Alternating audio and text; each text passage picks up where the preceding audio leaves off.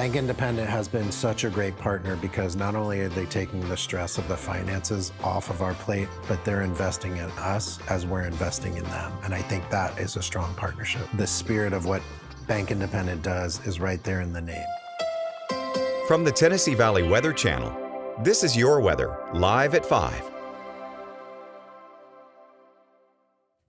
All right, we'll start out with a live look at the Arctic Air Sky Chem Network on this Tuesday afternoon. And it's a gray overcast day across the area again this afternoon.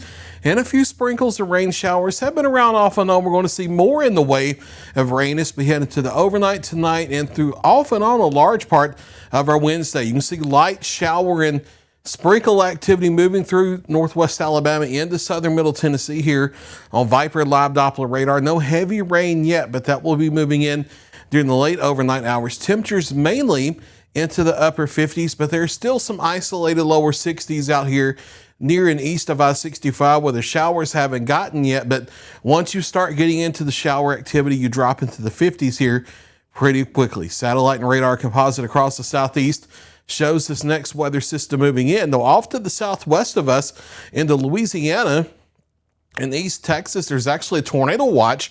They're in the warm, humid, unstable air, and they have some low-topped supercell thunderstorms producing a few tornadoes down there. We are not, and I want to make it very clear, we are not going to see anything like that here locally in the Tennessee Valley because we are on the cool side of the warm front in this cool, stable air, and as the rain gets on in here later tonight, that's just going to help solidify that stable air mass as we head into the overnight. Maybe a rumble or two of thunder, but no risk, not even a low-end risk of severe storms as we head forward through the overnight. Here's the Futurecast breakdown showing that shower activity arriving, and actually Futurecast is an hour or two slow with it.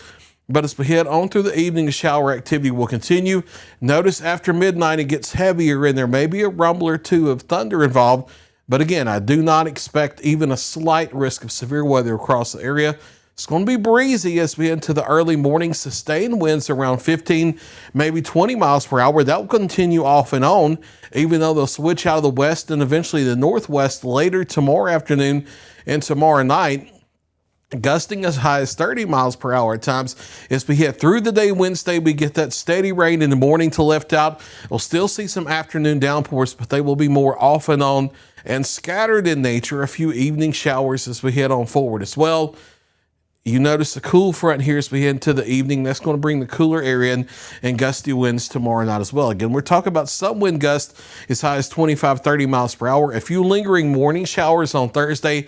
Clouds start breaking up by the midday and afternoon. And for Halloween on Friday, we're mostly clear here. Now, we had been watching this little disturbance coming through Saturday and the Sunday for the possibility of a few showers, but it's trending weaker with time and it's not going to have a lot of moisture. So we removed the rain chances, but I can't completely rule out a sprinkle or two on Saturday. I think it's mainly just going to be a mix of sun and clouds, and then that skirts on out of here and we're back to partly cloudy to mostly sunny skies as we head Sunday into early next week. Here's an early peek at the Halloween evening trick-or-treat forecast, and it's looking just fine here.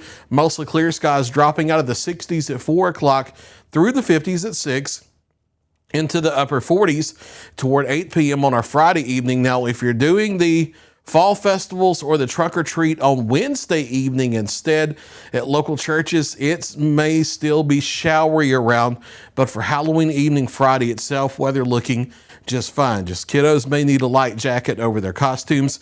Staying in the mid to upper 50s for the next couple days through Thursday, and then we start easing back into the low to mid 60s Friday into the weekend. And Monday, maybe not too far from 70 degrees. We'll call it mid to upper 60s, and that continues through the first half of next week. Your forecast for tonight: rain arriving as we head through the evening and the overnight, becoming heavier after midnight, maybe a stray rumble of thunder, but no risk at all of severe weather here in the local area. Overnight lows generally between 45 and 50 degrees as we head toward daybreak, and then rainy and breezy off and on at times 56 is the average midpoint high. I will say that some computer models that keep the rain around longer and more steady through the day hold us in the upper 40s to lower 50s. But I do think we're going to have some breaks in the rain that allow us to get closer to the mid 50s as we head into our Thursday. Showers taper off in the morning. Still breezy though, with northwest winds of 20 to 30 miles per hour through the day. Halloween looking quiet, mostly clear skies there. And then partly cloudy to mostly sunny through the weekend into early next week. And yes, you see that correctly. Time changes this weekend. We fall back an hour Saturday night. There's look at your latest 7-day forecast. I'll be back at 6 o'clock and 9 o'clock with another check of your local weather. You're watching the Tennessee Valley Weather Channel.